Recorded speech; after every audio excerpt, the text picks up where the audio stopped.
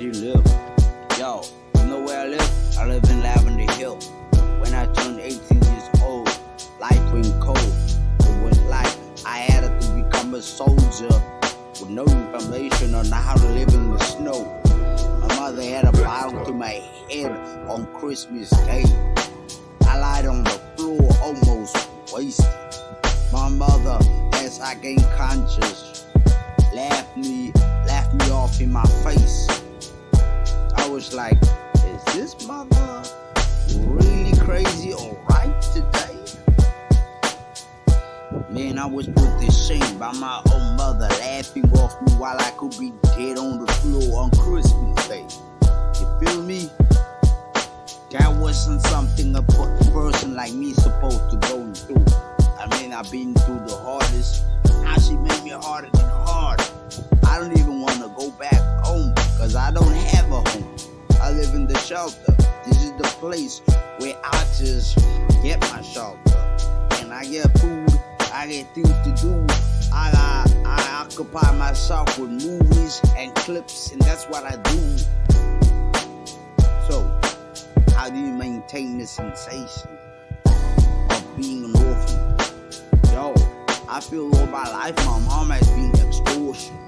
She's been extorting me to the point where I got my sister at 18 years old and was transferring me. And I mean, like, how the hell you gonna say that just because I have an ID or ID? The money's being transferred to me on 18 years old? Nah, nigga, you really wasted. So that's what I heard today when I actually got my transfer of money to me. My mother wanted to kill me. Cause I know for 18 years she's been real and not with me. But yo, it was real, it was a deal. But at the end of the day, I was just a child. I didn't know about what else. So, where do you stay? How did you grow up? I grew up in the home. I lived in the home by home. Every single day I almost lost control. I lost control knowing that I never had a father and I never had a mom and a dad. There was never somebody that could actually take my hand. And man, from a baby, I had to learn how to be Superman. Try to understand what has God in plan. And yo, I didn't like it, but it was the way it went. The way it went, it was like I just didn't want to understand it. But then that made me understand that I had to become a better man and a bigger man. Like living like an underdog and become the dog. So yeah, and I learned how to write songs, bars. And every single day as I learned how to write bars and songs, I went to church. Thank God I gave birth to a new word. But you know something? My tummy was not full. They walked around me thinking that I'm a fool. But I thought that's what people do. I thought that's who they are. I thought people can never change. I thought people are all the same. But if they could be the same, I think that's a blessing of God. He doesn't make anything the same. Your pain and my pain can only tell a story of how much insanity we have.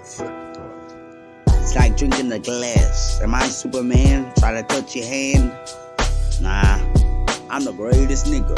The greatest nigga and the living nigga. So what did I do with my life? Where did I go to school? What did I do, nigga? You know what I did? I made one thing right. I never followed the gun in the system. I never picked up a gun and I never wanted to have a gun and a pistol. I always know there was something for me. A lot of people don't know me and they don't adore me. But you know what? There's a lady that has been for how long in the Haven institution, in this Haven. Her name was Auntie Doreen. Every morning she would make porridge. Yo, I would go out and fight and they would beat me up with a 4-inch pole. And yeah, I had to leave them alone. But yo, it was cold. It was cold and dope. My real life was so cold that I got knocked by a train. Then I became the outstation, the manifestation, coming through a whole new nation. And then I was just walking upon the nation. The only reason why I actually wanted to kill myself is because one thing only. The motivation was there. The motivation was just to kill and get wasted and leave my life upon this nation. But God said, Elton, you have a second chance. I want to be part of your plan. I want you to know me. I'm God with a bar, and I'm gonna be hard. I'm gonna make you hard, like a beat in the song. Go on and on and on. And you know something? God took my hand. I didn't understand, but I could feel happiness and the pain. That was God in disguise. He was the greatest nigga that made me alive. He's upskill. He's the greatest information. He's the motivation of all domination. Yeah, I do come from level, yo. It was hard to live in chill at night.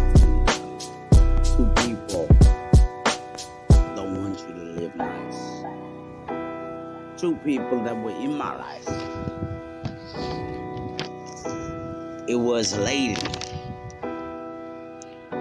that was infamous for her ruthless behavior, and a guy who was a white guy. He was very informative. But yeah, that's my gangster grill, my lifestyle with the right mind and 2 sets. But it was hardcore, and the people know me. You're walking on the street every day, dirty and hard soul. That was hard soul, really. Then yo, I say this like I mean it. I'm the greatest and the illest and the realest.